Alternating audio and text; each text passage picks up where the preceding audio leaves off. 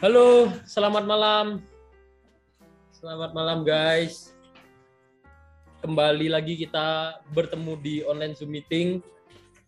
Kita hari ini live trade lagi karena NFP ya. Jadi Jumat NFP di minggu pertama di awal bulan kita isi dengan live trade lagi. Kita banyak sharing soal market dan analisanya seperti apa.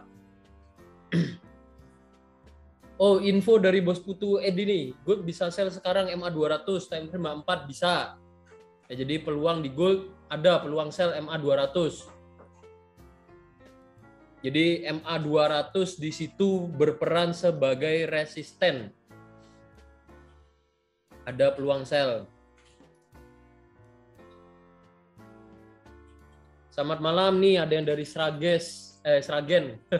Typo. Mulut saya typo. Dari Sragen ya. Oh, bukan dari Sragen, saya salah baca. Mata saya typo berarti ya.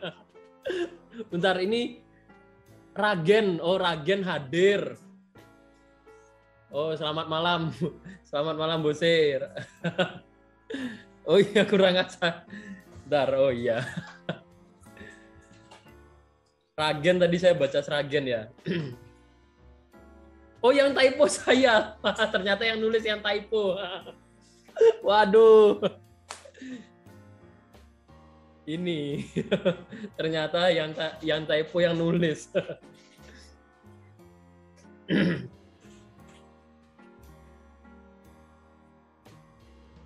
Oke, jadi kita seperti biasa sebelum mulai masuk ke market sharing-sharing dulu, silahkan yang mau sharing sebelum nanti jam 7 lebih 7 kita mulai masuk ke market ya.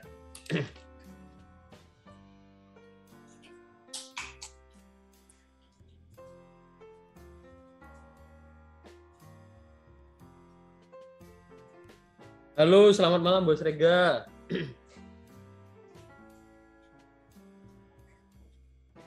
Saya lama nggak tanya sih, ini teman-teman dari mana aja nih? Yang merasa paling jauh dari Solo. Nah, kalau Bos Putu Edi ini udah saya ingat dari Bali nih. Mungkin yang lebih jauh dari Bali. Ada nggak kira-kira? Siantar itu mana ya? Siantar. Kalimantan.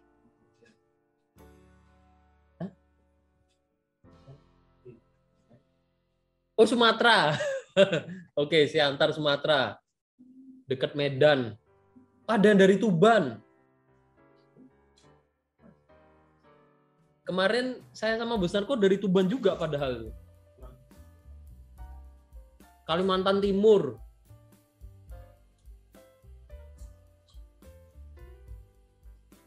Wah, ini katanya habis buat statement Bos Narko dan keluarga dari Tuban semua. Saya udah bertanya-tanya kok tahu. Ternyata ada susulan ya katanya. Berarti kata Bos Narko keluarga dari Tuban semua ya. Oh, kemarin saya chat katanya gitu. Kata Bos Narko enggak katanya.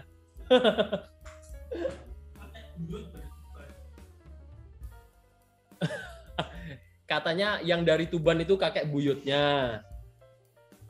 Beberapa keluarga masih di Tuban, cuman keluarga inti yang Bos Narko langsung itu nggak di Tuban ya, nggak dari Tuban.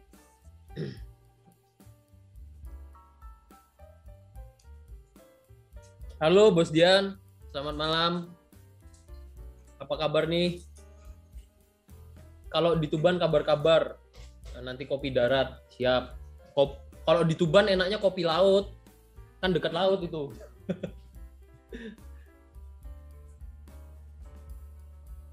Ya, Rajungan enak, bener. Nah, ini teman-teman kalau ada yang mau ke Tuban, jangan lupa itu Rajungan tuh enak tuh. Saya kemarin udah ngicipin, enak.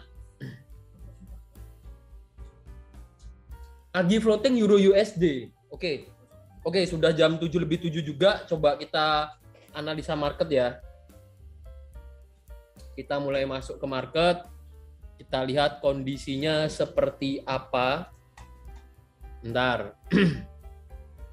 Kalau Bali babi gulingnya yang enak. Ya. Udah itu top makanannya Bali itu babi guling. Tidak tergantikan.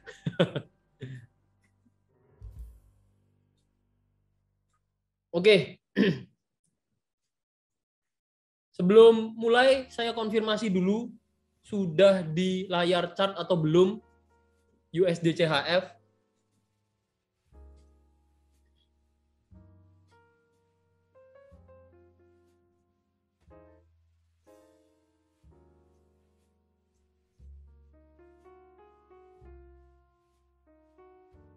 Belum ya? Belum apa udah nih? Bentar, kayaknya belum. Oh, udah. Oh, bentar, saya share screen lagi. Saya kira belum tadi. Oke, sudah saya share screen lagi.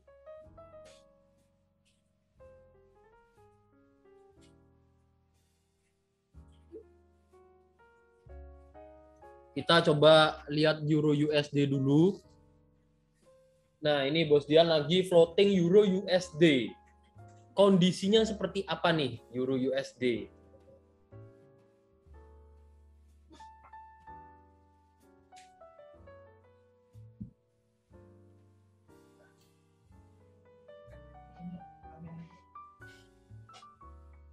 Oke, Euro USD ini kalau kita lihat ya, kondisinya di sini mulai ada tanda trennya mulai berganti, ya trennya mulai berganti. Yang awalnya downtrend, ya trennya turun,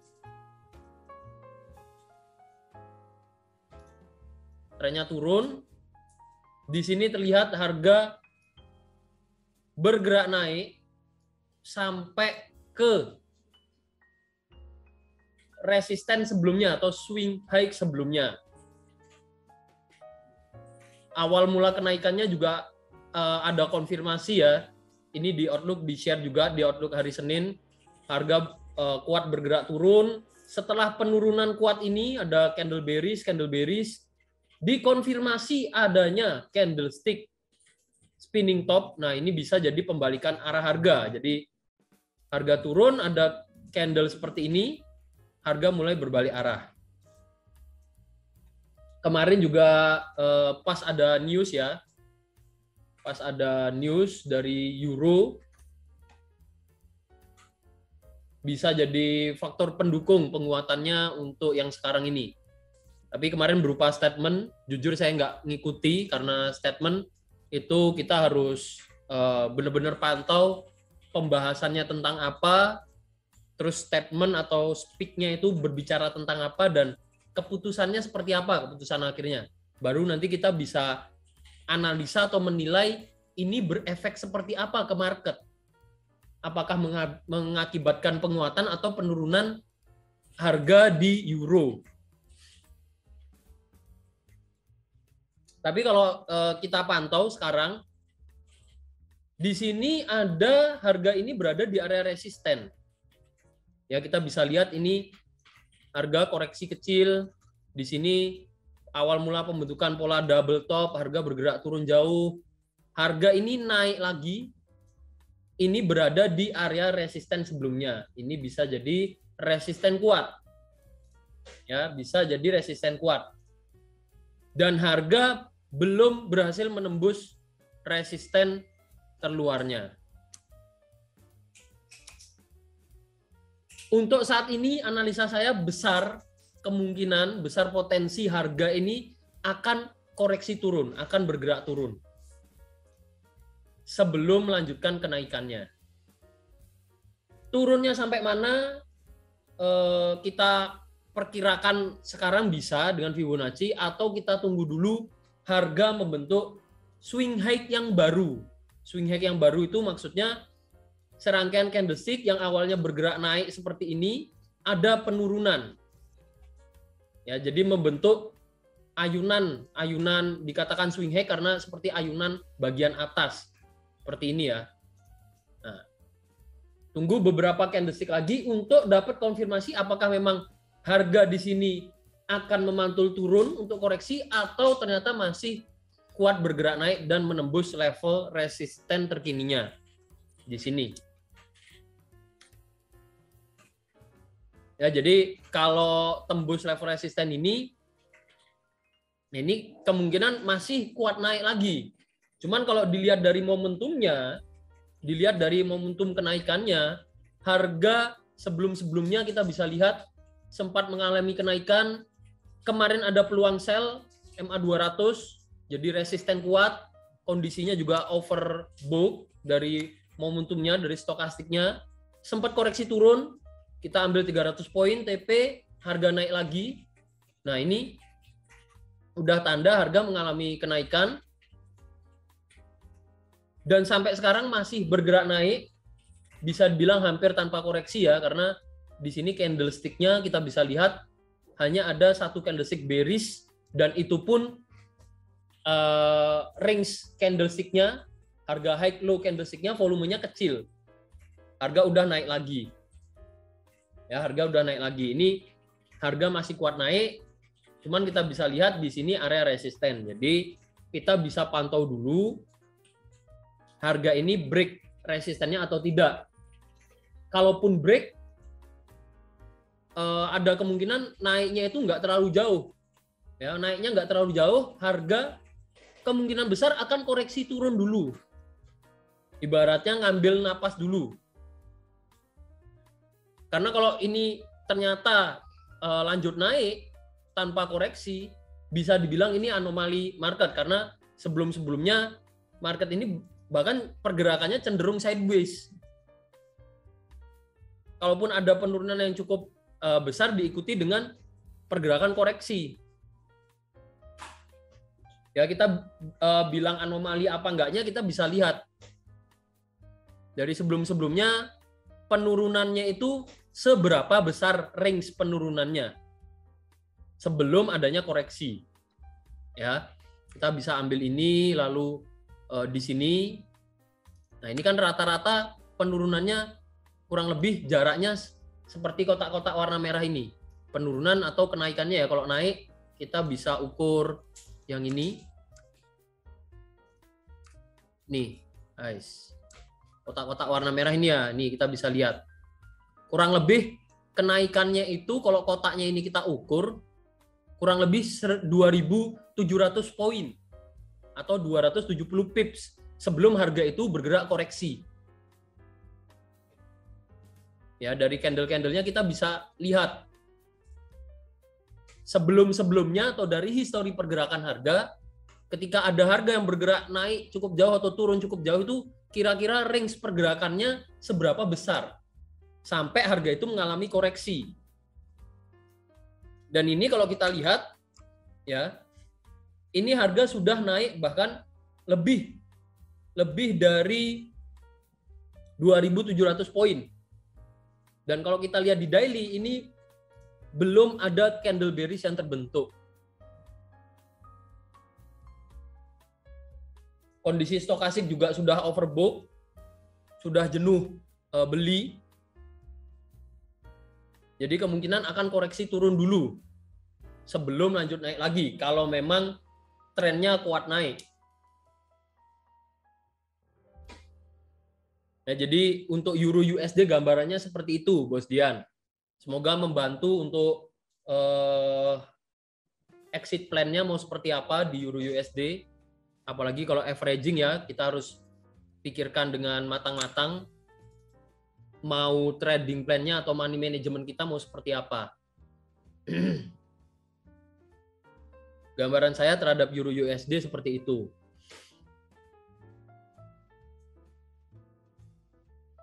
Ya, selama jangan kita bandingkan dengan ini. Ini memang awal mula corona ya. Ya, awal mula corona dan bisa dibilang ini memang anomali market. Pergerakan harganya jadi cukup ekstrim. Yang sebelumnya kita bisa lihat. Sebelumnya di sini bertahun-tahun, ya 2-3 tahun mungkin, kita lihat 2-3 tahun terakhir sebelum corona itu harga di Euro USD bisa dibilang normal-normal aja. naik turunnya banyak koreksinya. Sampai akhirnya masuk masa-masa corona ya, drop jauh, naik jauh, drop jauh. Ada anomali market di sini. Market yang bergerak tidak wajar, kita sebut sebagai anomali market. Terus mulai cukup tenang lagi pergerakannya, naik turun, banyak koreksi. Terus selama ini 1, 2, 3, 4, 5, 6, 7, 8, 9, sekitar 1 tahun ya, 9 bulan terakhir harga bergerak dalam kondisi downtrend. Harga turun ke sini, ada koreksi kecil, turun, naik turun di sini-sini aja. Kenaikan di level yang sama, turun lagi. Sempat sideways, turun lagi. Nah, ini mulai naik. Ya, mulai naik setelah penurunan yang jauh ini, mulai ada kenaikan di sini. Yang menyentuh level resisten sebelumnya. Nah, ini bisa jadi tanda pergantian tren. Itu ya. Gambarannya seperti itu. Ini kita bisa lihat juga, kalau kita lihat lebih detail di time frame H4, setelah kenaikannya jauh di sini, 2 candlestick bullish, yang mana bullishnya ini kuat, kenaikannya kuat. Mulai ada candle bearish mendekati area resisten, di sini mulai ada koreksi kecil, ekornya di sini ya. Terus harga naik lagi. Nah, ini menandakan ini menandakan harga juga mulai kehilangan momentumnya untuk bergerak naik. Mulai tertahan karena di sini ada level resisten. Maaf ya, saya agak serak karena kemarin kebanyakan makan kompyang. Gorengan ya. Kompyang itu gorengan buat yang belum tahu mungkin. Itu makanan khas Solo juga kalau nggak salah. Iya nggak? Ya, kompyang itu makanan khas Solo. Sorry, intermezzo dikit. Siapa tahu ada yang mau main ke Solo terus nyobain kompyang. Ya, jadi kita sharing-sharing santai dulu sebelum nanti kita ke NFP-nya itu kan jam 8.30. Nah, nanti mulai jam 8 mulai kita lebih fokus lagi untuk bahas analisa marketnya dan analisa fundamentalnya ya. Analisa seputaran rilis data ekonominya atau NFP-nya. Sebelum ke situ kita sharing-sharing dulu nggak masalah. Siapa tahu ada yang kayak Bos Dian nih pingin tahu pandangan saya terhadap Euro USD, apakah analisanya sama atau beda mungkin dengan analisa teman-teman, nggak masalah. Kompyang bukannya roti kering? Ya, itu roti kering. Nah, ini Bos Yohanes dari mana nih? Dari Solo juga atau bukan? Atau ternyata mungkin di luar Solo yang ternyata ada kompyang juga, Surabaya. Nah, Surabaya ada kompyang juga nggak ya? Kompyang. Lucu juga ya namanya kompyang. Jadi sedikit cerita juga. Saya kemarin tuh jalan-jalan ke pasar. Jalan-jalan ke pasar, iseng aja, terus ngelihat ada roti kering unik itu, kompyang. Jadi saya makan itu kompyang, beli kompyang kemarin. Nah, di Kepulauan Riau nggak ada kompyang. Ya, setahu saya kompyang itu masih makanan khasnya Solo. Ya mungkin Surabaya atau sekitarnya, atau masih Solo sekitarnya ya, mungkin juga kenal kompyang. Bos Rizky dari mana nih? Ada kompyang juga di tempatnya Bos Rizky. Ya, biasanya makanan pasar. Kalau di mall-mall kayaknya udah nggak ada kompyang. Oh, Bos Rizky juga dari Surabaya. Sama kayak Bos Yohanes ini, satu klan. Satu klan. Oke. Jawab pertanyaan dari teman-teman lagi. Tadi mana ya? Pertanyaan dari Bos Putu Edi. Kita ke pertanyaan ke gold ya. Apakah gold bisa dibilang double top? Oke, bentar saya bahas. Bentar, saya keep dulu ya. Ada yang tanya gold, terus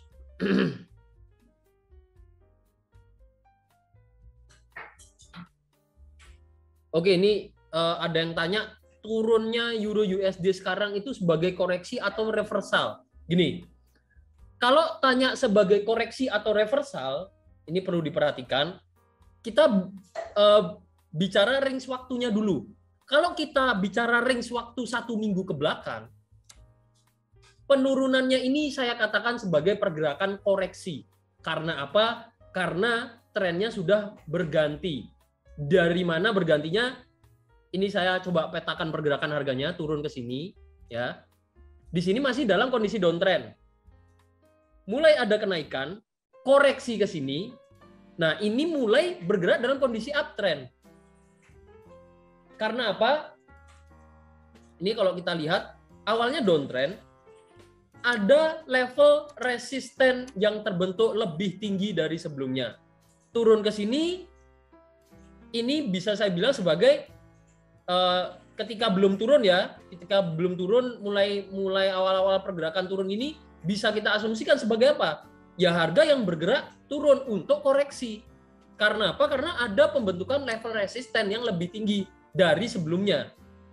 Ini berarti apa? Berarti kecenderungan harga naik turun, tapi resistennya semakin tinggi. Harganya mulai bergerak dalam kondisi uptrend. Ya, jadi penurunannya ini untuk koreksi dan ternyata benar harga naik lagi. Ada pembentukan support yang lebih tinggi. Ada resisten lebih tinggi, support lebih tinggi.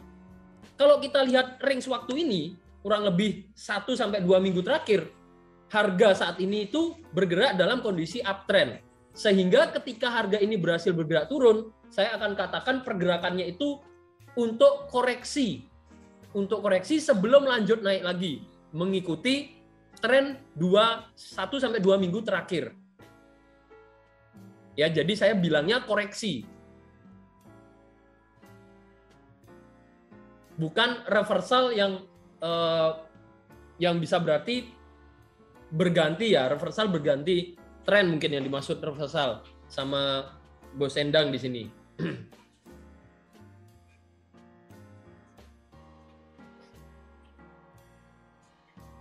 Nah, ini ada statement juga. Kemarin saya juga dapat momen seperti Euro USD. Nah, momen seperti Euro USD itu momen yang di mana? Apakah di sini? Atau yang momen seperti apa? Nah, tapi di sini statementnya ada lanjutannya ya. Kemarin saya dapat momen seperti Euro USD. Akan tetapi sebelum sampai resisten itu ada candle pembalikan arah harga. Ya, sebelum sampai resisten ada candle pembalikan arah harga. Ya, kita cari tahu dulu resisten yang dimaksud yang mana. Terus ada candle pembalikan arah harga. Kalau memang misal ini contoh ya, misalkan kita tahu di sini ada resisten. Ini jelas acuannya jelas harga turun. Di sini jadi satu level resisten. Misalkan ada harga yang belum sampai resisten seperti ini. Misalkan kita lihat nih, oh ada candle pembalikan arah harga. Terus kita sell. Bisa saya bilang momen sell-nya saat itu kurang bagus. Karena apa? Karena kalau memang kita sell-nya hanya berdasarkan candlestick, ya kalau hanya berdasarkan candlestick, itu jadi kurang bagus, konfirmasinya kurang. Candlestick itu memang salah satu komponen analisa kita. Jadi analisa teknikal itu komponen analisa terkecilnya adalah candlestick. Ya kita bicara soal analisa teknikal, kita bicara soal bagaimana cara kita melihat pergerakan harga, melihat market, menggambar garis, memakai indikator, kita bicara soal analisa teknikal. Komponen terkecilnya ya kita lihat candlestick-nya. Dari candlestick memang benar kita bisa dapat konfirmasi apakah harga ini masih kuat naik atau kuat turun.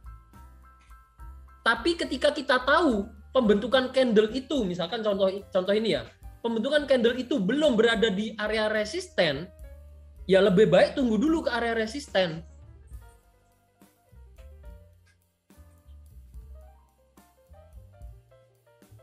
Ya karena candlestick itu komponen terkecil kita. Kita mungkin dapat konfirmasi dari komponen terkecil ini akan mulai berbalik arah. Tapi kalau hanya dari bentuk candlestick-nya aja, saya rasa itu tidak cukup kuat. Misalkan tidak ada bantuan indikator atau tidak ada konfirmasi resisten dari histori pergerakan harga sebelumnya, atau tidak ada bentuk-bentuk chart pattern atau bentuk pergerakan harga yang memang mengonfirmasikan akan ada pembalikan arah harga, ya peluangnya jadi kurang bagus. Dan ternyata harga naik lagi misalkan. Ya bisa saya bilang, kalau kita tradingnya seperti itu, akan sering menjumpai transaksi kita mungkin kena stop loss. Gitu ya, Bos Endang. Semoga statement saya membantu.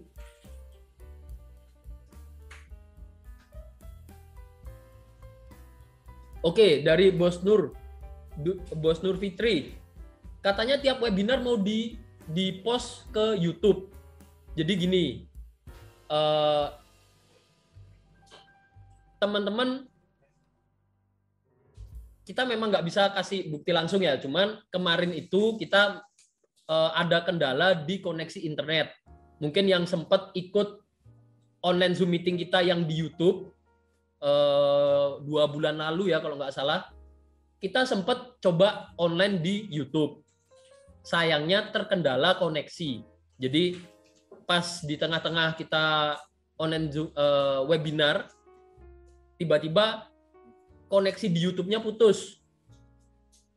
Ya tiba-tiba koneksi sama YouTube-nya putus, akhirnya harus start dari awal. Dan ternyata setelah dicek memang masalah di koneksi.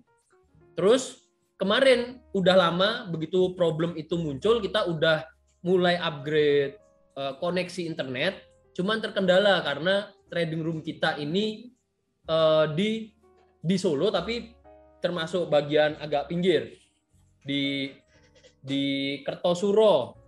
Ya, untuk teman-teman yang daerah Solo atau sekitarnya tahu, trading room kita itu di Kertasura. Kemarin mau upgrade yang bagus sekalian, kendalanya itu jaringannya belum ada gitu ya. Apa? Nggak ke cover, jadi tempat kita itu nggak ke cover kemarin. Nah itu jadi kendala sampai akhirnya ini belum ada 1 minggu kita upgrade speednya. Gitu ya Nick.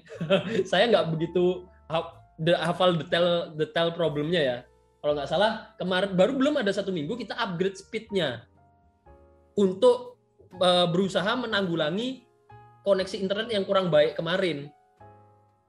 Bahkan kita mau upload YouTube ya, ini percaya nggak percaya, 1 video YouTube itu bisa sampai seharian nguploadnya dan kadang gagal, kita harus upload ulang lagi. Jadi seperti itu, kendalanya seperti itu. Karena itu belum semua ke-upload, tapi ada sebagian yang udah ke-upload. Teman-teman, untuk yang belum tahu ya, teman-teman bisa cek YouTube Narko Santoso. Ada video-video webinar, pembahasan market, atau pembahasan materi-materi tertentu di YouTube tersebut. Gitu ya. Terus lanjut lagi. Nah ini dari Bos Endang ya, melanjutkan statement yang tadi. Kalau misalkan ada pergerakan harga, nggak cuma di Euro USD ya, nggak cuma di Euro USD. Kalau ada pergerakan harga yang menginformasikan ada pembentukan candlestick yang menginformasikan pembalikan arah harga, kita harus cari pendukung lain. Jangan hanya berpatokan dari 1 bentuk candlestick saja. Ya, jangan hanya berpatokan dari 1 bentuk candlestick saja. Kita coba cari konfirmasi lainnya. Apalagi sebelumnya yang kuat naik seperti ini, tiba-tiba ada candle bearish. Nah, kita langsung sell misalkan. Ini saya bilang kurang bagus. Kecuali ada serangkaian bentuk candlestick. Tidak hanya 1. Serangkaian bentuk candlestick ini yang menjadi pembentukan swing high. Nah, kalau swing high konfirmasinya lebih bagus dibanding hanya 1 bentuk candlestick saja.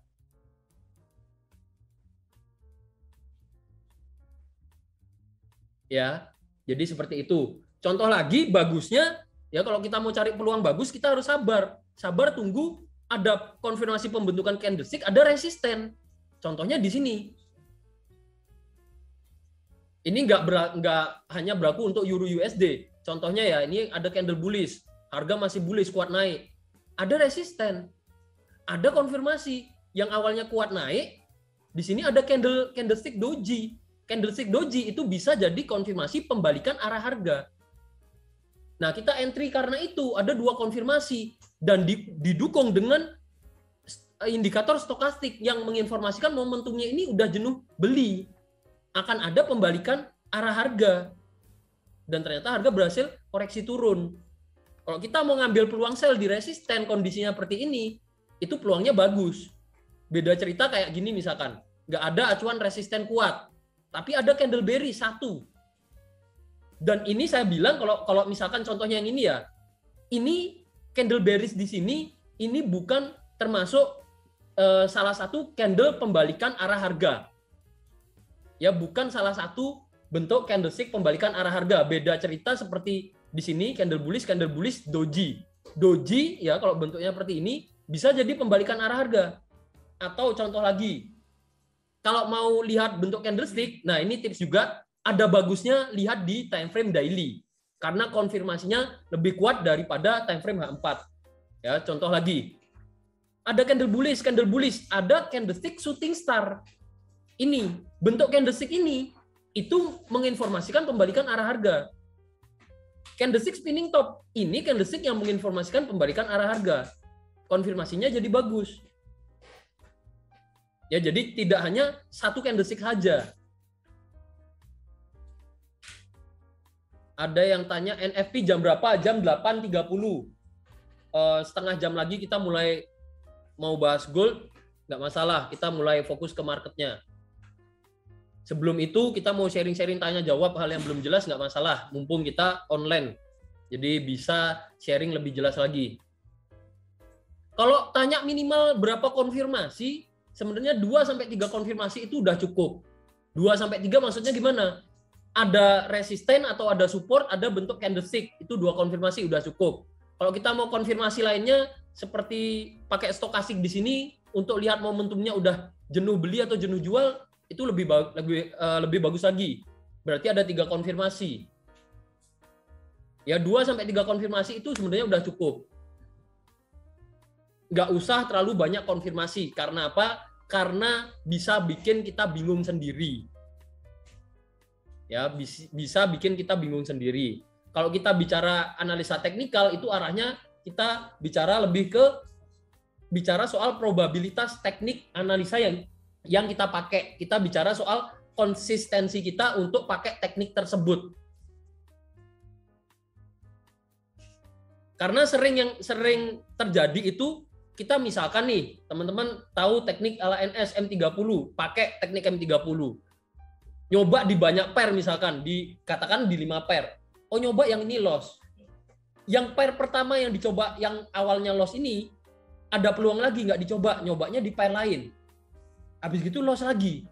Penasaran, ini pairnya kayaknya nggak bener. Nyoba di pair lain lagi. Loss lagi. Nah, padahal peluang yang muncul di peluang kedua di pair yang sama tadi, yang udah loss sebelumnya, itu bisa jadi gilirannya take profit. Karena nggak bisa analisa satu teknik, itu bisa TP semua itu nggak mungkin terjadi. Pasti ada stop loss-nya.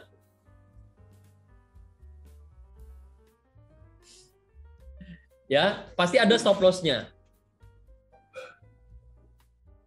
Karena itu kita bicara soal konsistensi juga.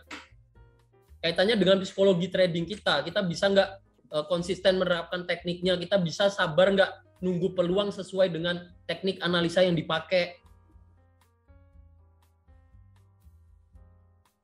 Nanti saya akan kasih contoh setelah ini ya.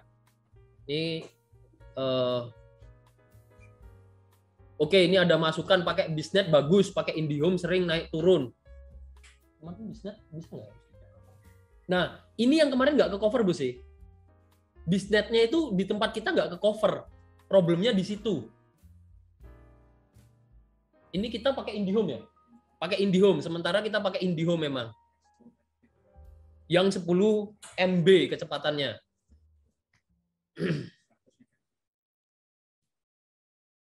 Gitu. Nah, ini oke. Kalau udah nggak ada pertanyaan lagi, kita coba ke gold.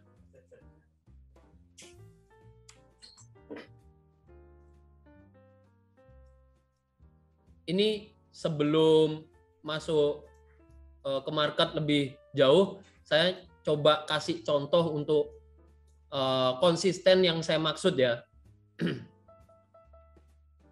Contohnya di sini, saya pakai ini aja deh. Nah, udah ada setupnya biar gampang sharingnya. Contohnya di sini. Kemarin kita ngambil peluang, ini M30 ya. Kemarinnya lagi habis TP. Kemarin kita ambil peluang buy TP. Terus mungkin pas yang di share yang teman-teman lihat, pas yang kena stop loss misalkan. Stop loss. Terus jadi ragu. Peluang berikutnya nggak diambil padahal TP. Terus mulai yang awalnya mengerti tekniknya, terus kena SL, mulai ragu, sampai akhirnya mulai bisa jadi ini menyalahkan tekniknya. Wah, tekniknya nggak jelas. Tekniknya banyak stop loss-nya dan sebagainya. Padahal kalau kita coba pelajari, ini bisa teman-teman koreksi untuk 1 bulan ke belakang, apakah benar dari ada 4 peluang dan 3 diantaranya TP. Kalau memang beda dari yang kita sampaikan cara analisanya atau tekniknya atau peluangnya, silakan coba ditanyakan bedanya di mana.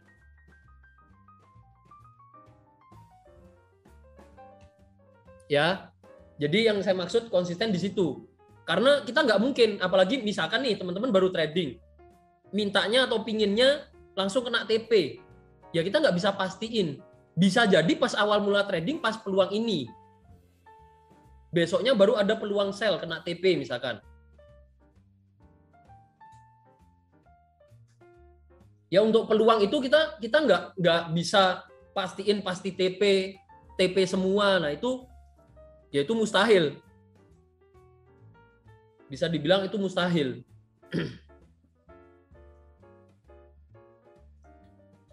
Kita mulai bahas gold ya.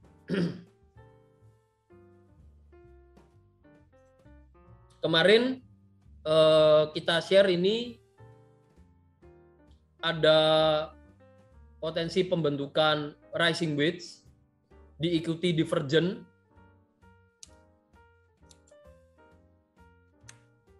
Di sini harga naik sementara stokastiknya turun dan harga berhasil turun.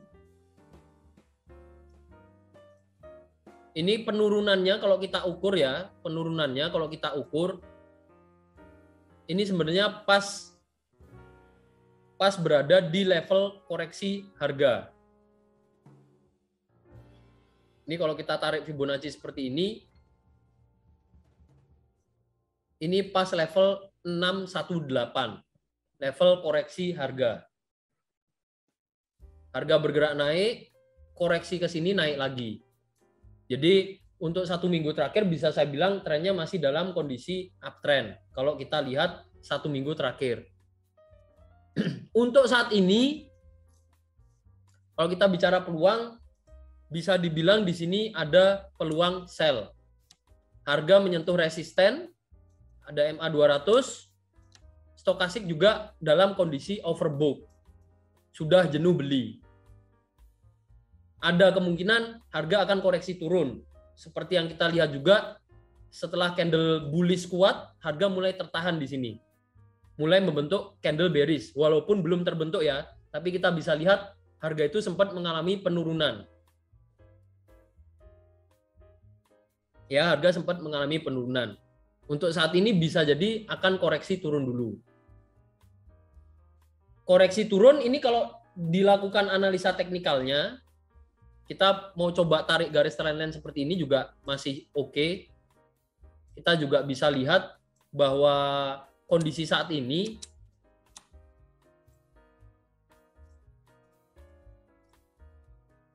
resisten, harga turun, resisten, harga turun.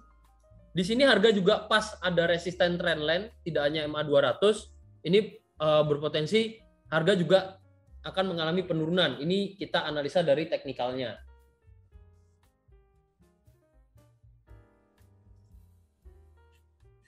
Ya, gambarannya seperti itu. Terus kalau kita lihat daily, di daily ini yang kemarin saya katakan harga mulai bergerak, ada indikasi mulai bergerak dalam kondisi downtrend, ya. Ketika kita mau coba ukur koreksinya, kalau memang ini mulai downtrend ya, kita kan memprediksi koreksinya bisa sampai mana. Kita bisa tandai dengan Fibonacci. Untuk mencari level koreksinya ada di 618. Ya, yang mana di level ini berdekatan juga dengan resisten kuat.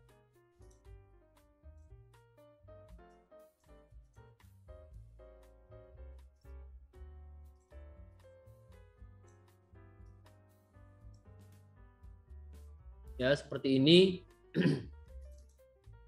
Level 618 berdekatan dengan resisten kuat. Resisten kuat yang saya maksud di sini ada ini, sempat jadi support. Ya, ini level bawahnya ini level resisten Fibonacci. Level koreksi Fibonacci. Jadi, ini bisa saya tandai sebagai area.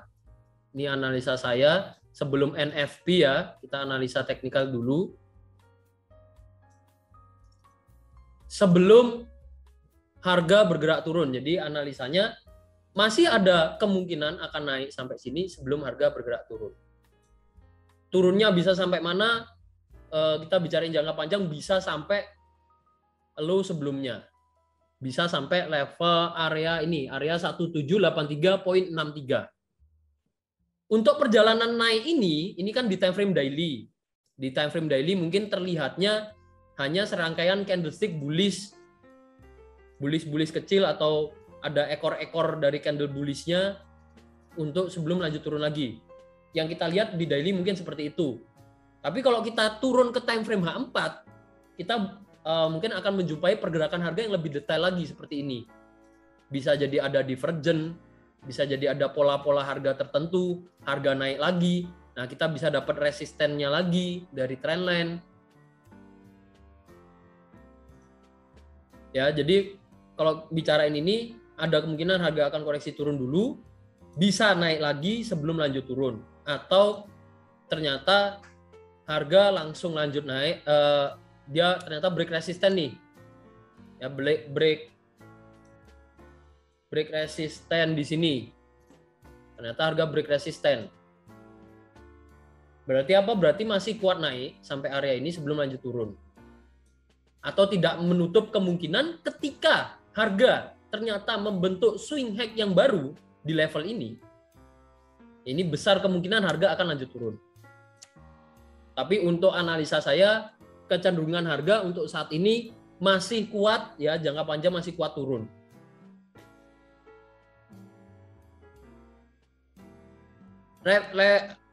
Level invalidnya atau analisa ini invalid ketika level ini ditembus oleh pergerakan harga. Ini ada di level 1833.52. Ya, itu untuk analisa saya.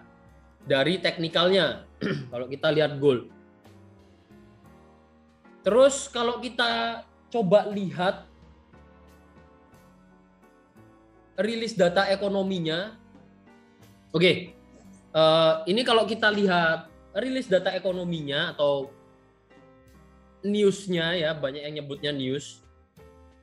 Kita kalau lihat NFP-nya, karena kita mau fokus NFP di sini, saya tandai NFP-nya.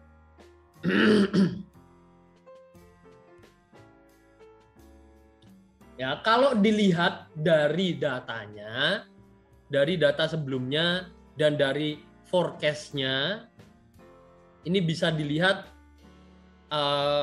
analisanya dari forecast-nya, ini USD untuk Amerika akan mengalami penurunan jumlah tenaga kerja.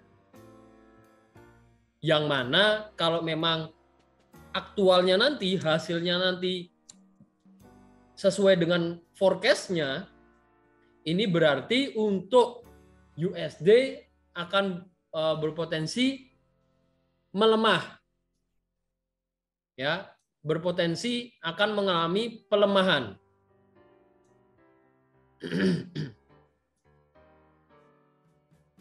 Berpotensi akan mengalami bentar yang ini tadi ya. Ya, dua ini. Berpotensi akan mengalami pelemahan, dan untuk goldnya kalau kita fokusnya hanya di sini, yang ini ya. Nah, kalau kita fokusnya hanya di sini, berarti gold masih akan bergerak naik. Ya, masih akan bergerak naik. Nah, naiknya sampai mana? Ya, kita bisa balik ke teknikal sebenarnya. Kita tahu di sini ada resisten, kita tahu tadi kita buat plan trading plan-nya ada kemungkinan naik dulu. Kalau memang di sini ada pelemahan di USD dan goldnya berhasil bergerak naik, naiknya sampai mana? Naiknya kemungkinan besar sampai area ini sebelum lanjut turun. Ya, apalagi kita sering lihat, sering bandingkan juga untuk fundamental itu biasanya, bahkan NFP sekalipun itu biasanya sifatnya sementara. Naik turun harganya memang ada lonjakan harga, tapi hanya sementara. Lalu harga kembali bergerak sesuai dengan trennya saat itu. Terus kalau kita lihat unemployment rate ini masih ada kaitannya dengan NFP ya, karena sama-sama bicara soal tenaga kerja, jumlah tenaga kerja. Ini jumlah penganggurannya, unemployment rate-nya, rate orang yang menganggur, ini dari previous dan forecast-nya kurang lebih sama. Jadi bisa dibilang efeknya kemungkinan NFP hari ini, ya di bulan ini, efeknya kemungkinan tidak terlalu besar.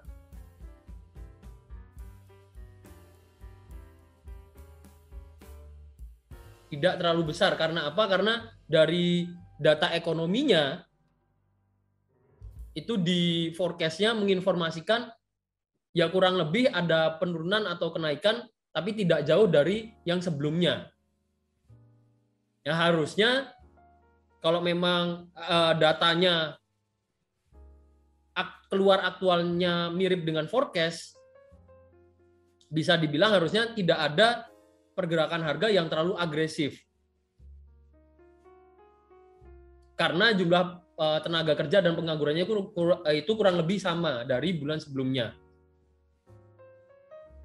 Ya, cuman seperti yang sering saya sampaikan, kalau kita mau menganalisa apalagi NFP, ini itu biasanya atau sifatnya nggak pasti. Kadang sesuai, kadang enggak, dan pergerakan harga itu cenderung mengikuti analisa teknikal dari yang kita lakukan. Selama analisa teknikalnya acuannya jelas ya. Acuannya jelas, kita bisa menganalisa, membuat trading plan dengan acuan yang jelas dan bisa ibaratnya bercerita tentang trading plan kita. Nggak asal bilang, wah di sini ada support kuat, di sini ada resisten kuat, tanpa ada acuan yang jelas. Ya, kalau teman-teman kepo, coba lihat ke belakang. Coba lihat ketika NFP-nya itu dirilis.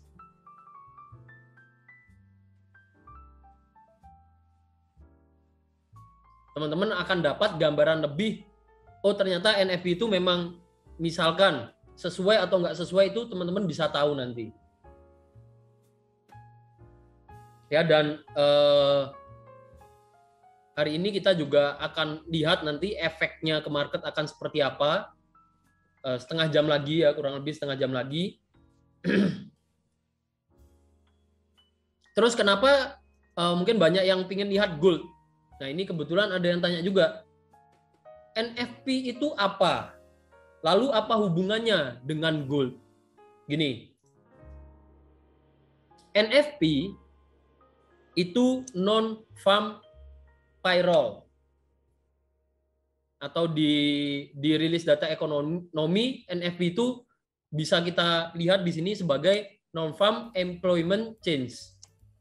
Jadi NFP itu menjelaskan, sebenarnya kalau teman-teman mau lihat dan bisa bahasa Inggris, ini di sini ada detailnya. Ya, ada detailnya NFP itu membahas tentang apa, sumbernya dari mana, terus membahas tentang apa itu ada. Mengukur ya, mengukur apa yang diukur di sini ada keterangannya.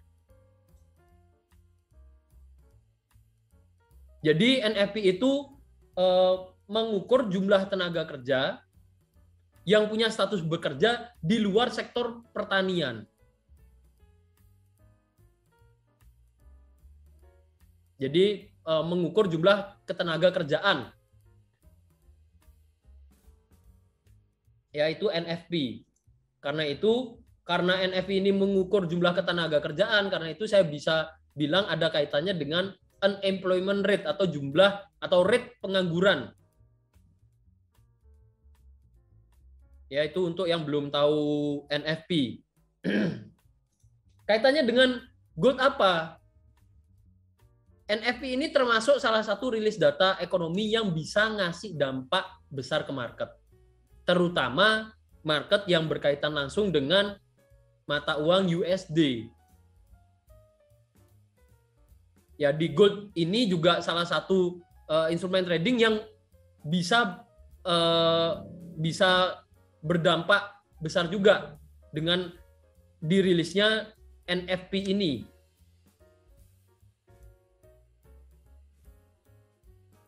Itu ya. Jadi kalau bicarain peluang ya, ini dari teknikal. Di sini ada peluang entry sell. Disclaimer on. Yang mau ngambil peluangnya ini ada peluang ya. TP 500 poin, SL-nya 500 poin, kurang lebih gambarannya seperti ini.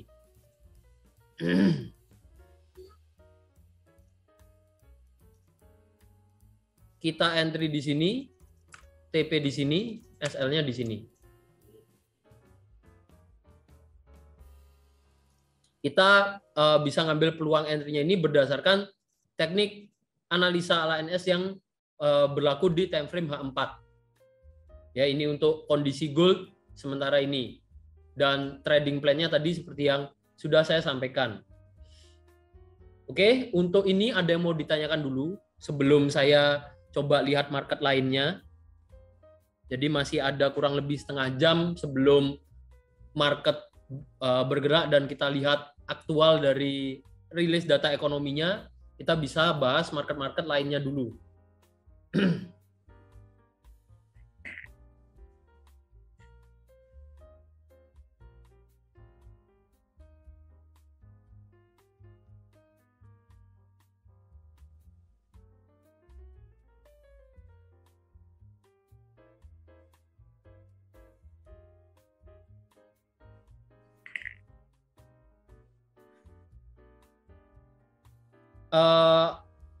Ini ya, ada pertanyaan tekniknya bagaimana. Mungkin teknik yang dimaksud tadi saat kita bahas teknik M30 ya, tekniknya bagaimana itu kita share pembahasannya di grup.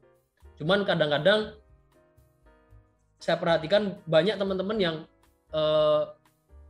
tidak memperhatikan, jadi ya efeknya jadi kurang memahami teknik analisanya seperti apa. Atau banyak yang malu bertanya misalkan. Nah ini saya nggak tahu juga siapa aja yang malu bertanya. Padahal kan sebenarnya nggak masalah. Tanya aja. Kalau memang ada yang belum jelas, bahkan pertanyaan basic pun kita tetap respon. Biar teman-teman pertanyaannya itu terjawab.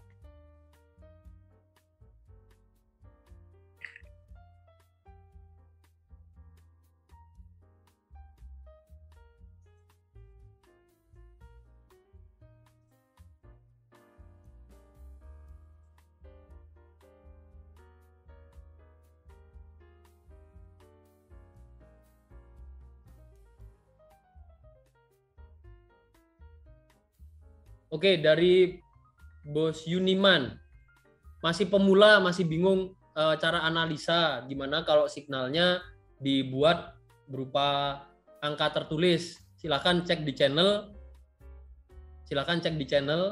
barusan ada signal yang ada keterangan TPSL-nya lengkap, dan Outlook itu pun sebenarnya ada keterangan TPSL-nya. Apalagi untuk Outlook yang contohnya yang di timeframe M30 ya, ini pun ada TPSL-nya. Peluang entry-nya di sini, TP-nya karena kita sell, TP-nya di bawah sini, SL-nya di atas ini. Kemarin ada yang tanya TPSL, kita info, kita ada bahas TPSL 500 poin, 300 poin. Cara baca poin belum jelas. Ya kita share ilustrasinya. Yang mana yang disebut poin, yang mana disebut pips, ngitungnya seperti apa, kita bahas. Dan nggak masalah kalau memang itu nggak jelas, ditanyakan gitu. Ada pola double top, AUD CAD, bisa jadi peluang tidak bose. AUD CAD, peluang double top. H4. Bisa. Nah, ini ya contoh. Ini misalkan saya mau ambil peluangnya. AUD CAD. Ntar saya load template yang chartis dulu. Kita bisa entry sekarang di sini. Entry-nya karena apa? Karena ada pola double top. Kita sell, disclaimer on ya. Ambil peluang, contoh kita sell. Alasannya jelas karena ada pola double top. Yang ini polanya bisa saya bilang udah mulai terbentuk. Harga naik, turun ke sini, naik, turun.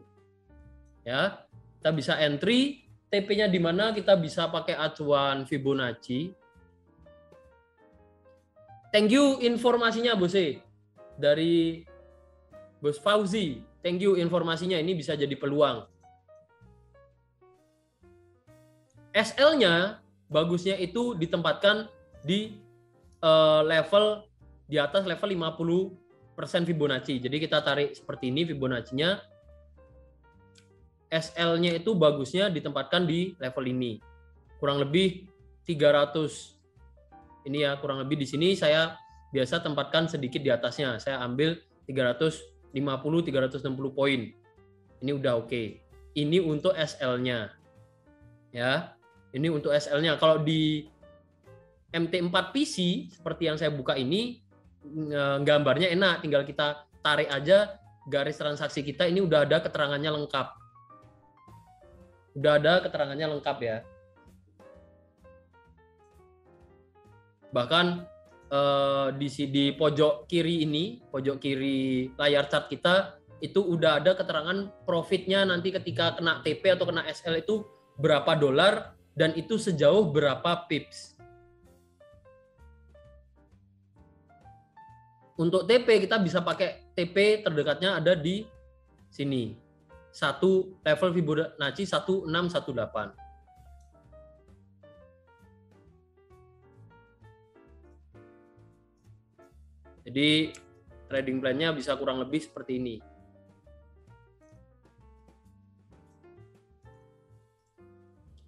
Rasionya sebenarnya kurang bagus sedikit karena stop loss-nya sedikit lebih jauh jaraknya daripada jarak ke take profit.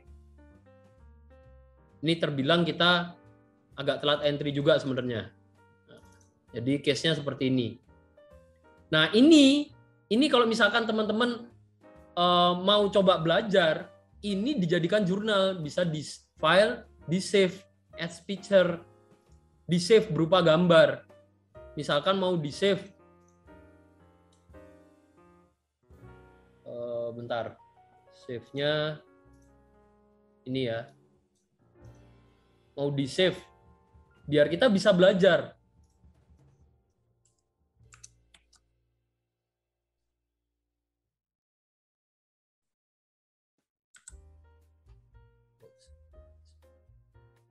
Nih kita save misalkan di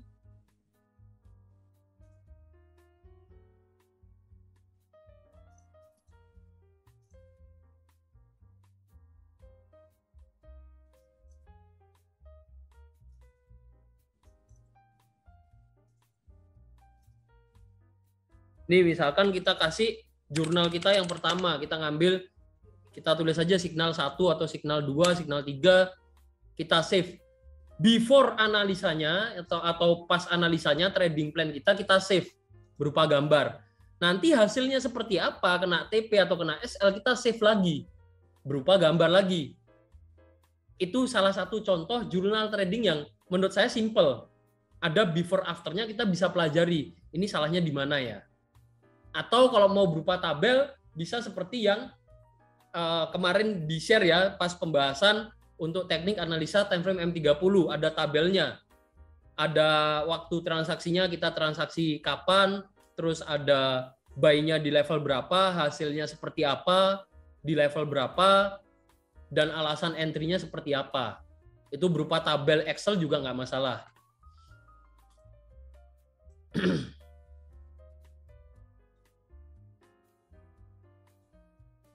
GBP USD prepare untuk teknik M30 bisa entry sell, benar.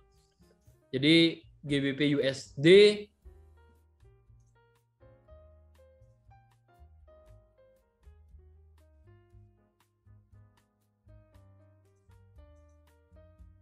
M30 bisa peluang sell ketika harga menyentuh MA24.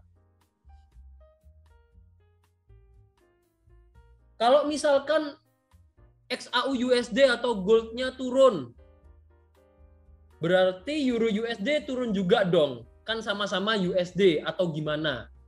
Gini, itu bisa kita kolerasikan, tapi tidak bisa kita samakan. Jangan terus kita beranggapan bahwa misalkan nih XAU USD, Euro USD, terus ada GBP USD, ini kan termasuk direct major pair, ya, yang USD-nya di belakang, jadi ya masuk direct pair. Bukan berarti ketika satu bergerak turun, semua bergerak turun.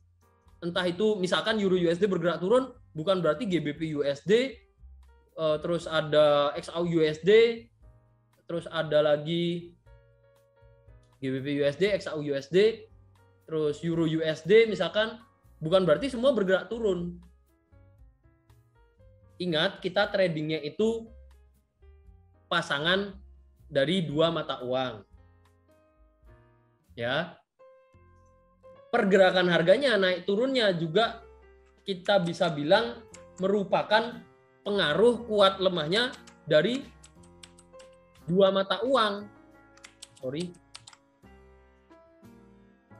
Tidak hanya kita bicara soal USD-nya aja.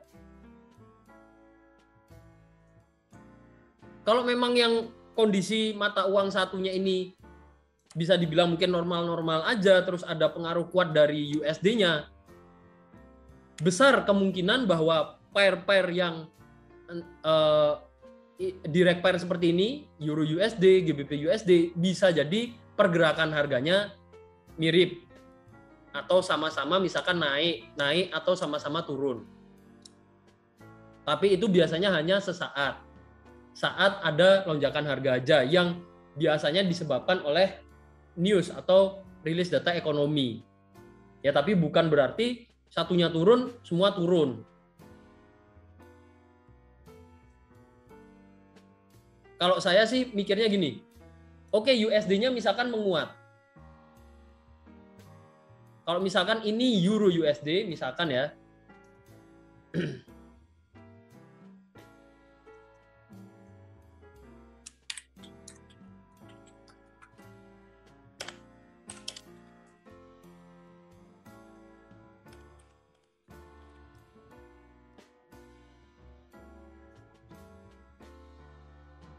Euro USD akan bergerak turun, ya, berpotensi untuk bergerak turun karena USD-nya menguat.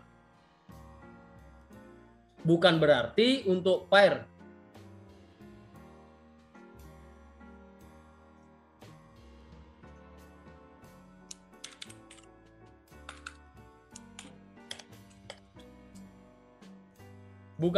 ketika Euro USD-nya bergerak turun, bukan berarti GBP USD juga bergerak turun.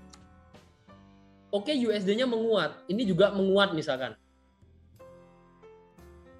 Kalau kita nggak perhatikan kondisi di GBP, siapa tahu GBP-nya juga menguat. Bahkan penguatannya lebih besar daripada yang efek yang diberikan dari USD-nya misalkan. Otomatis apa? Otomatis GBP USD bergerak turun. Sehingga apa? Sehingga tidak sejalan atau searah pergerakannya.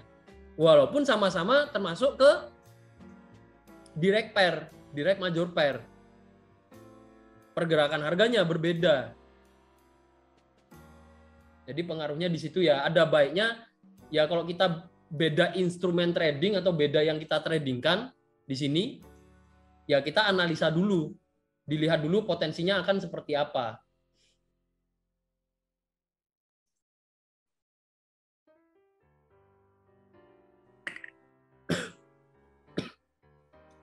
Apa bedanya Fibonacci retracement dengan expansion? Fibonacci expansion itu yang saya jarang pakai ya.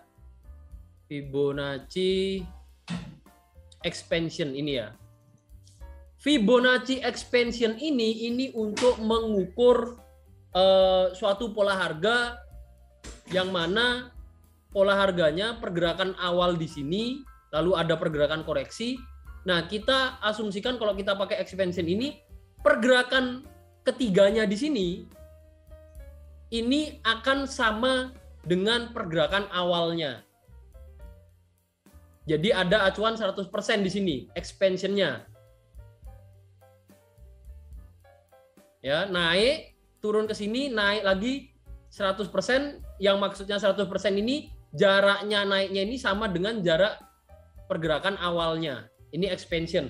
Kalau retracement, ya kita bisa pakai untuk mengukur pergerakan retracement atau pergerakan harga yang koreksi naik atau koreksi turun. Level 50 618 itu bisa jadi level bisa saya bilang sebagai level favorit harga untuk bergerak koreksi sebelum melanjutkan trennya.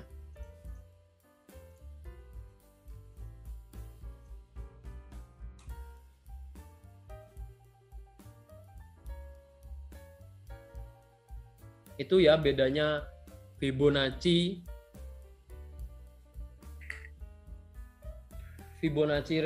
retracement dan expansion.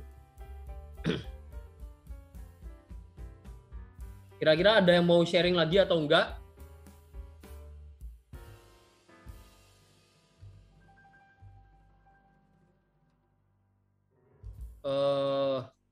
Kita coba lihat USD CHF. Ini juga entry-nya berdasarkan pola pergerakan harga. Kita bisa lihat harga di sini ini ya, naik terus turun ke sini, naik lagi ke sini, ada pola double top, harga berhasil turun, naik ke sini, turun lagi ke sini, mulai naik lagi, ada kemungkinan pembentukan pola double top dan harga bergerak naik. Jadi saya ngambil peluang buy berdasarkan pola double bottom.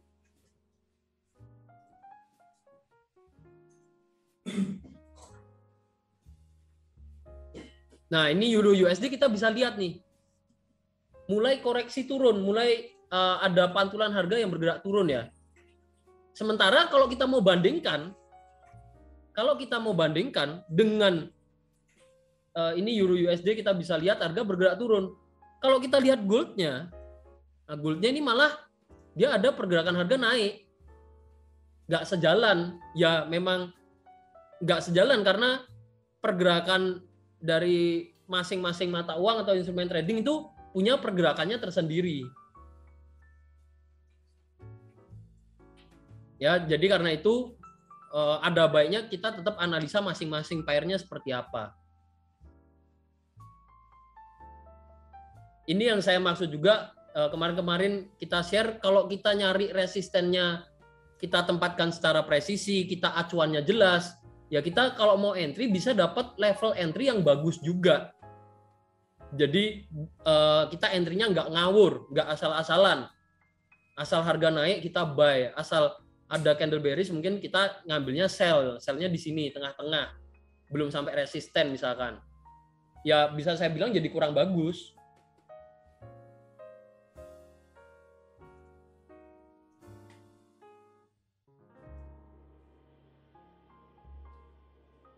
USD CAD,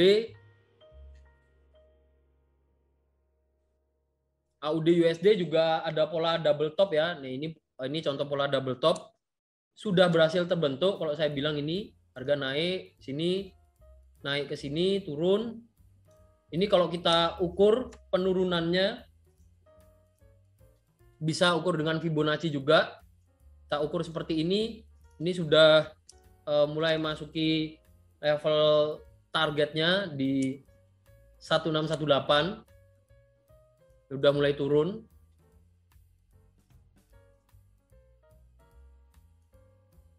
AUD NZD masih dalam kondisi uptrend.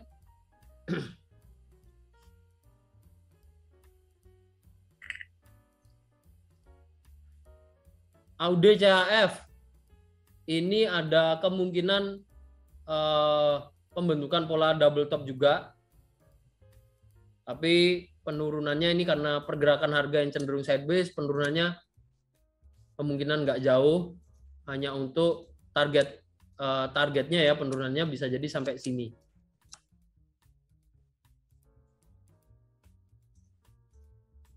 Bisa jadi sampai sini nih.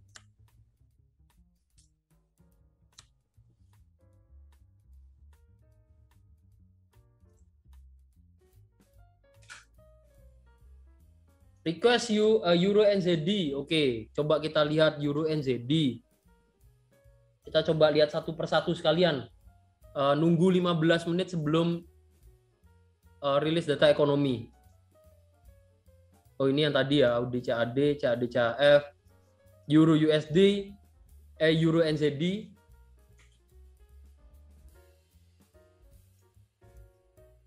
Di sini saya tandai sebagai resisten kuat.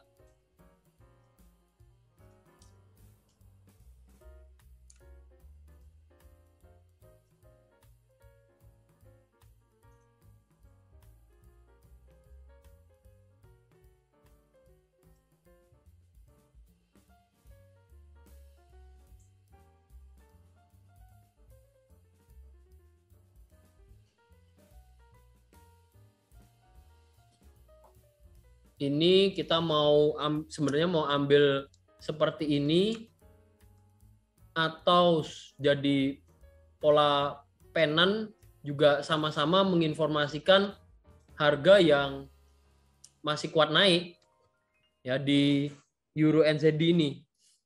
Jadi mau jadi pola ascending triangle ya, pola ascending triangle itu pola yang seperti ini.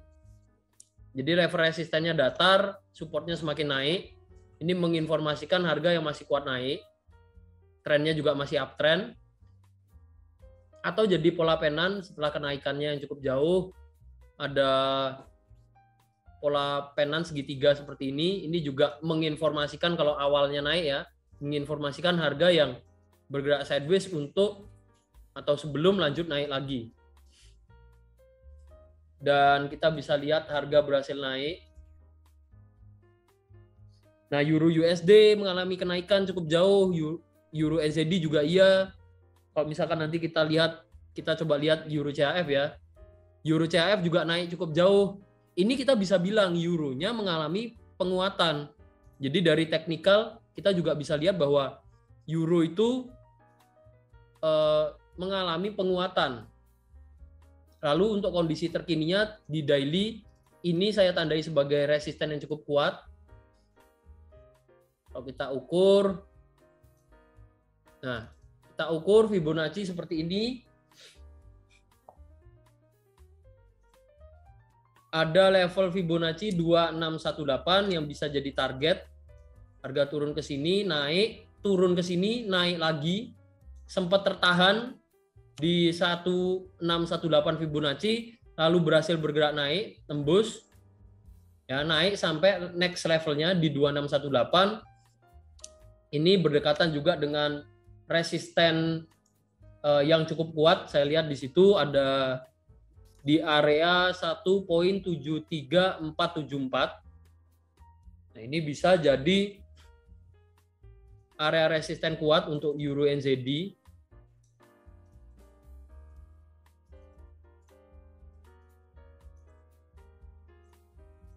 Kalau lihat dari stokastik, lihat momentumnya juga sudah overbook di H4 di daily. Kalau kita lihat time frame yang lebih besar lagi untuk lihat jangka panjangnya seperti apa. Misalkan kita lihat di sini, ini juga ada sebenarnya bisa jadi satu konfirmasi, ada pola inverse head and shoulder.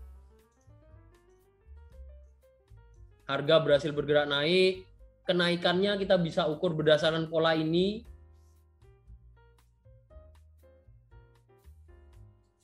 Ya, di situ juga ada level 2618 Fibonacci. Kalau kita ukur seperti ini kenaikannya. Jadi untuk saat ini bisa saya bilang Euro NZD berada di area resisten yang cukup kuat. Besar potensi harga ini akan koreksi turun dulu sebelum lanjut naik lagi. Ya, karena trennya masih naik. Turunnya sampai mana kita bisa lihat lebih detail di time frame H4. Penurunannya bisa kita asumsikan, misalkan di sini harga mulai bergerak turun, bisa turun sampai mana? Bisa turun sampai 618 sebelum lanjut naik lagi. Ya, ini Fibonacci retracement, kita ukur retracement-nya. Jadi bisa turun sampai area ini sebelum lanjut naik lagi, area ini ya. Jadi analisa saya untuk Euro NZD naik, turun ke sini untuk naik lagi. Gambarannya kurang lebih seperti itu.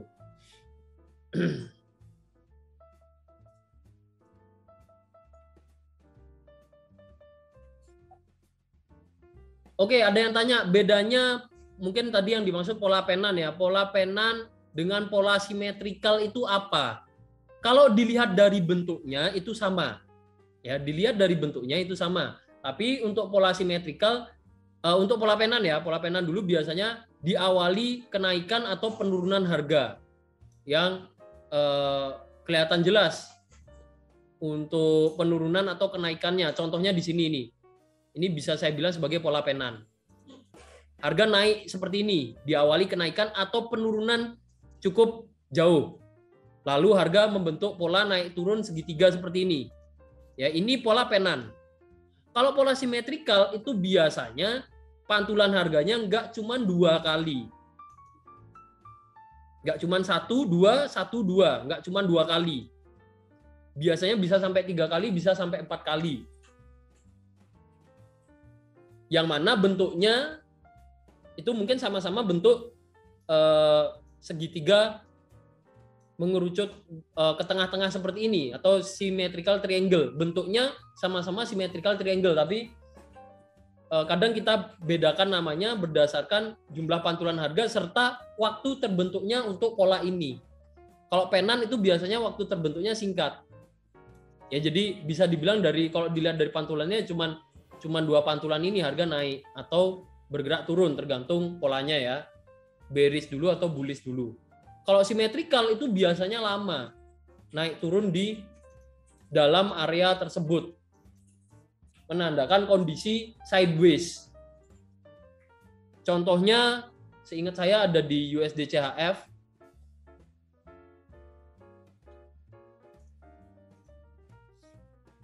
Bentar.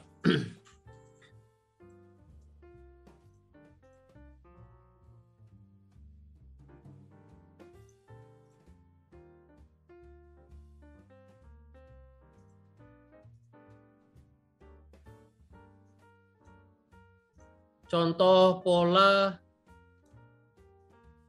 ini ya, contoh pola simetrikal. Ini saya katakan sebagai pola simetrikal. Nah, polanya segitiga tapi dia cenderung sideways, naik turun nggak jelas. Sama-sama bentuknya seperti ini, cuman yang penan tadi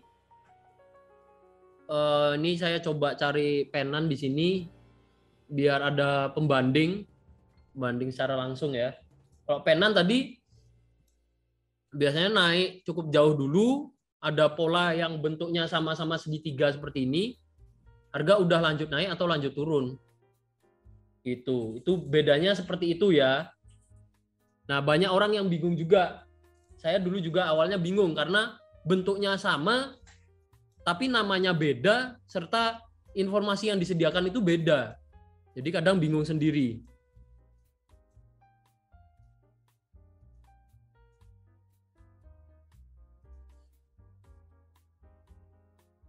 Kalau di USD CHF saya nggak hafal bentuk-bentuknya, pola pena di mana aja. Kalau di gold saya masih kadang itu hafal. Momen-momen ada pola penan itu di bagian mana.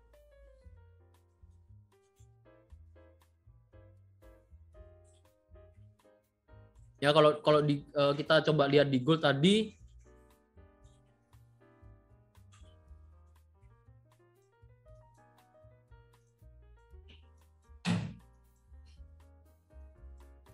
nah pola-pola seperti ini termasuk pola penan. Bentuknya sama-sama segitiga.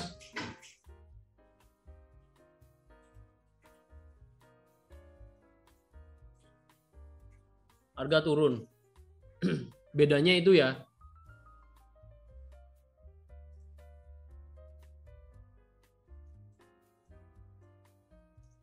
Nah, langsung gold.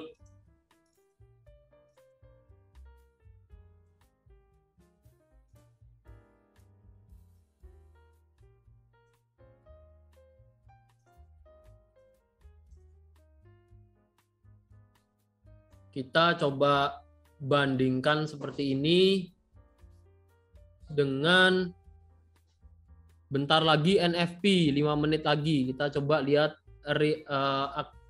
hasil rilisnya. Masih muter-muter, belum keluar rilisnya.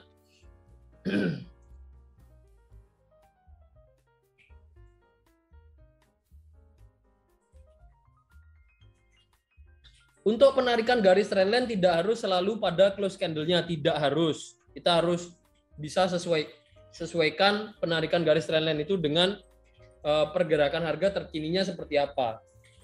Itu kemarin sempat saya bahas ya soal trendline.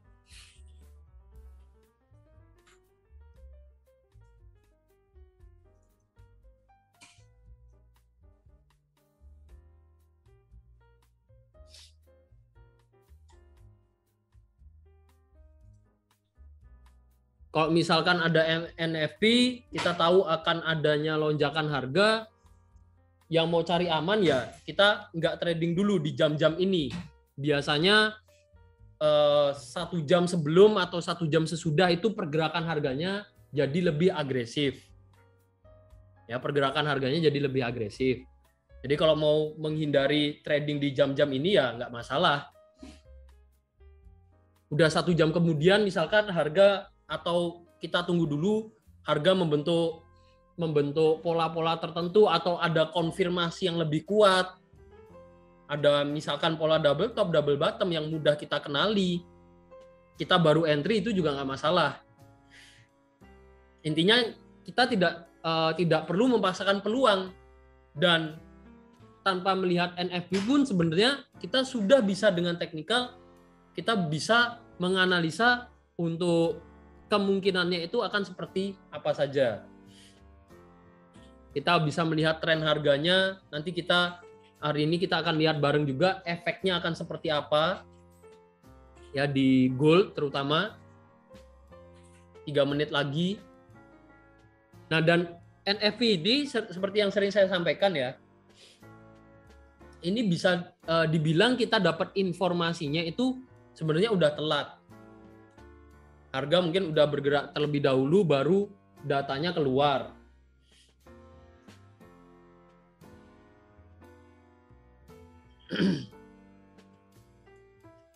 Nah, sambil nunggu datanya keluar, saya ngambil minum lagi.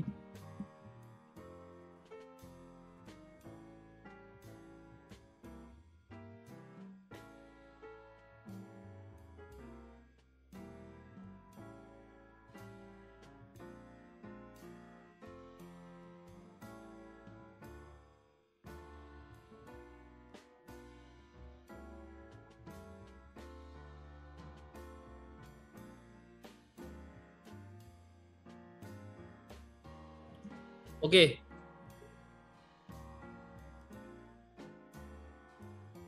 Di 2 menit lagi ya. Kalau kita mau coba lihat GBP USD juga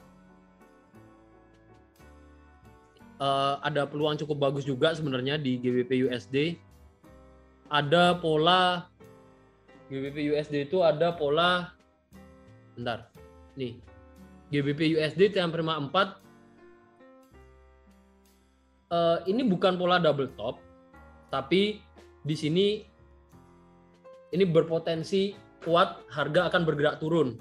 Ini kita bisa lihat karena ada divergen juga. Ya, ini dari teknikal.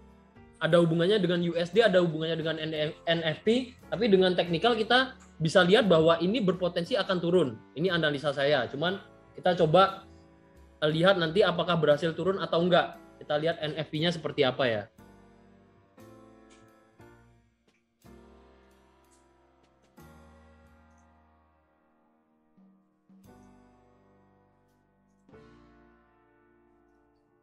Pergerakan harga terpantau cukup tenang. Masih cukup tenang ya.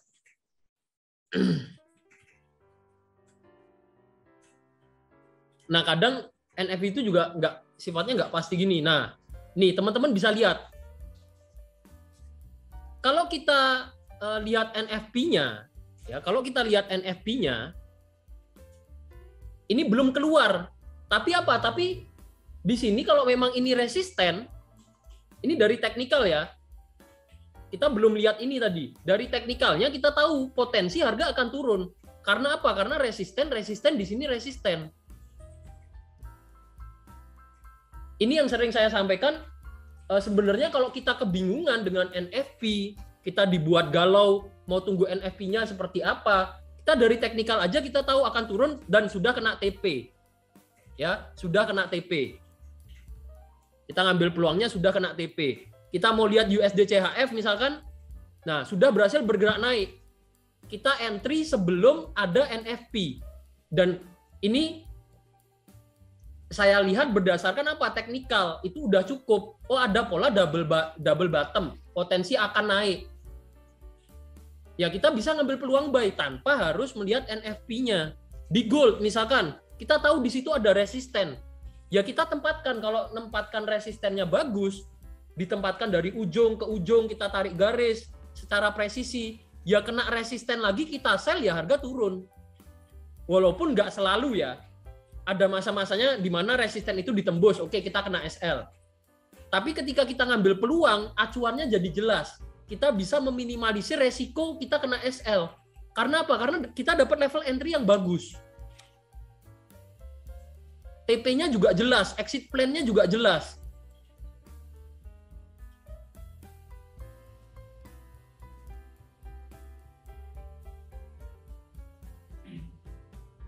Dan harga turun.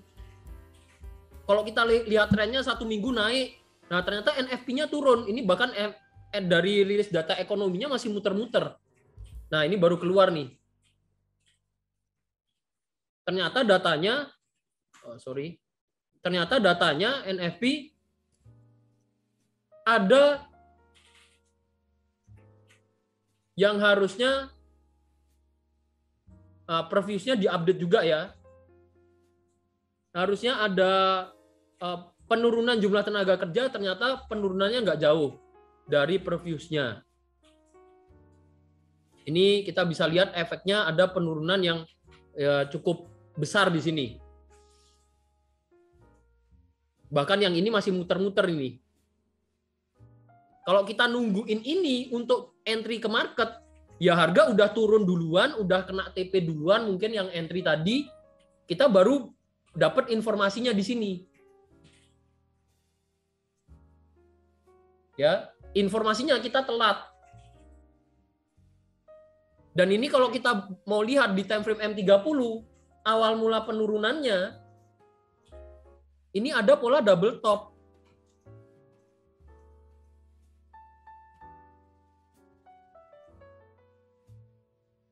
Tanpa kita lihat NFP ya.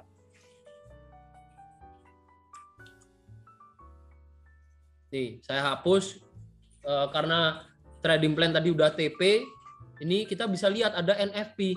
Kita entry di sini tanpa menunggu NFP itu bisa.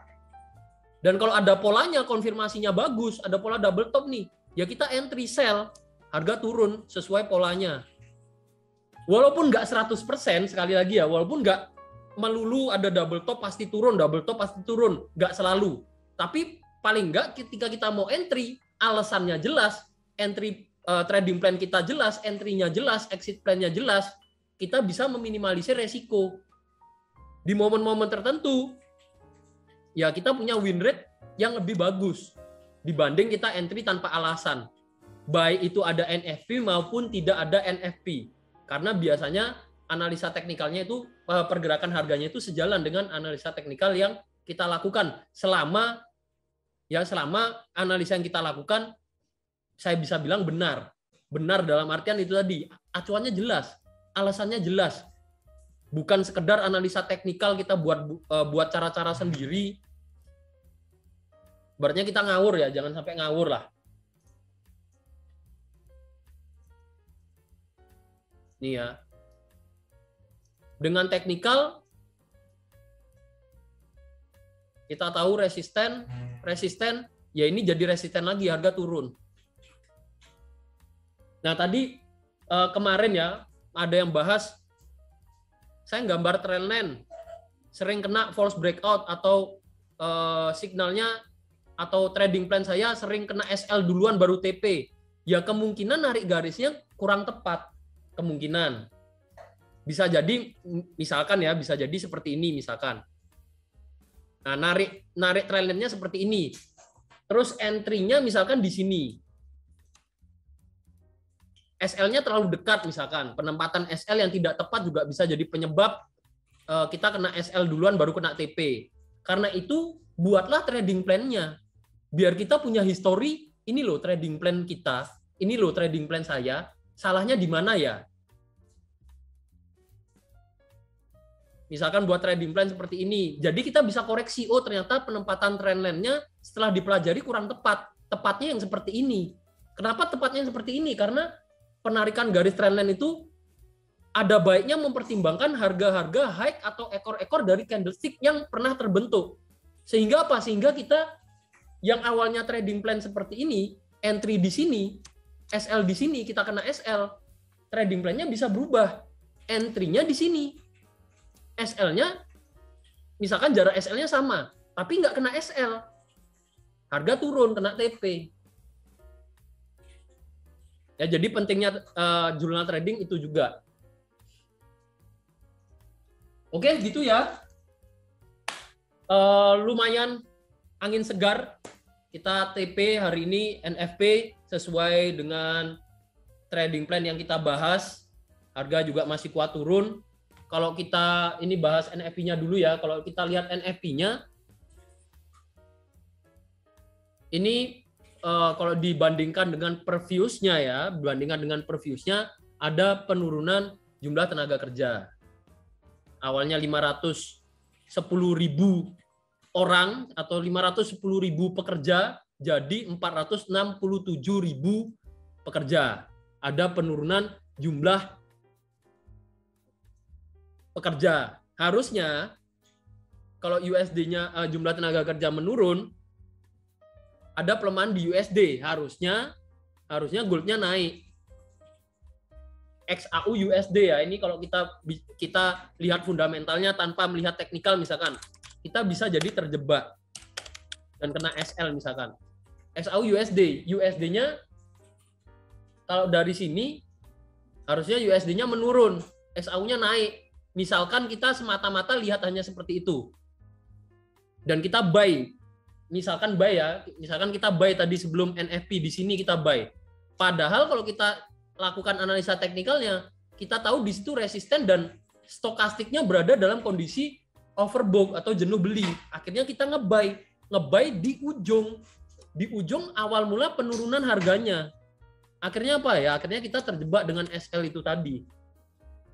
Karena sebenarnya analisa kita kurang kuat kalau hanya berpatokan dari satu rilis data ekonomi ini. Saya bukannya menjelek-jelekan yang melakukan analisa fundamental ya, bukannya analisa fundamental itu jelek juga. Kalau memang kita bisa analisa fundamental, kita benar-benar mengerti caranya analisa fundamental, itu bagus.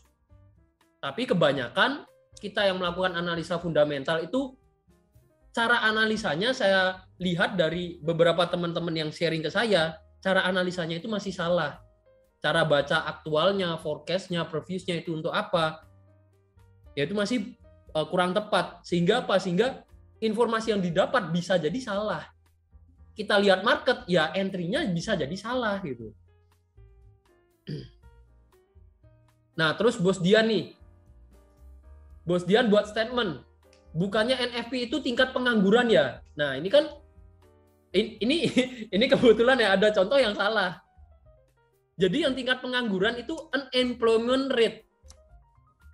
Employment itu pekerja, UN-nya itu menerangkan bahwa ini non pekerja. Ini menerangkan jumlah pengangguran.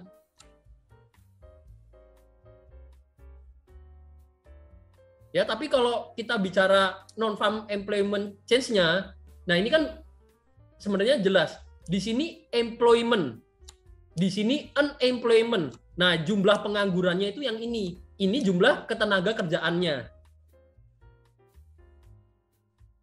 Ya, kita harus hati-hati karena ini bahasa Inggris juga. Kalau memang saya salah, tolong dikoreksi. Karena saya mempelajari fundamental, bisa saya bilang cukup dalam, saya pelajari satu persatu, cukup banyak belajar di fundamental, tapi jujur saya tidak benar-benar menguasai fundamental. Mungkin tidak seperti yang teman-teman benar-benar sekolah atau belajar soal data-data bank atau perekonomian ini. Jadi kalau memang saya salah, tolong dikoreksi. Tapi kalau dilihat dari judulnya aja, ini udah jelas employment. Jadi bicara soal jumlah pekerja. Kalau yang ini baru jumlah pengangguran. Ya.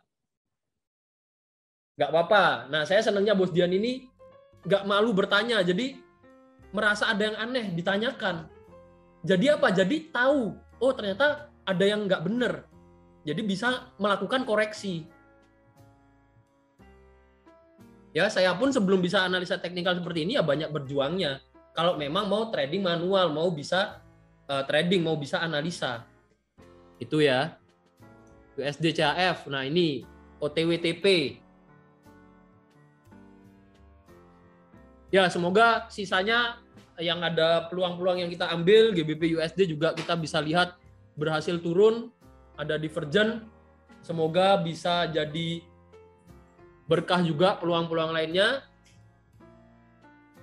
Jadi seperti itu untuk live trade NFP kita malam hari ini. Semoga apa yang saya sampaikan bisa jadi tambahan masukan untuk teman-teman, bisa bikin makin mantap lagi tradingnya. Ya, selain nambah profit, nambah ilmu trading juga. Jadi sebelum saya akhiri, terima kasih banyak untuk yang sudah join malam hari ini, sudah menemani saya sharing dari awal sampai akhir. Kita lanjut lagi pembahasan di grup. Ingat, kontrol emosinya. Kita kalau tadi memang udah ambil peluang, sell, udah TP, tahan emosinya. Jangan sampai kita sell karena melihat grafik harga yang drop jauh dalam waktu singkat tanpa ada alasan yang jelas. Ya, tanpa ada alasan yang jelas kita sell, jangan sampai itu jadi awal mula kita kena resiko yang lebih besar dari apa yang siap kita tanggung atau dari apa yang kita bayangkan. Oke, jadi seperti itu dulu untuk malam hari ini.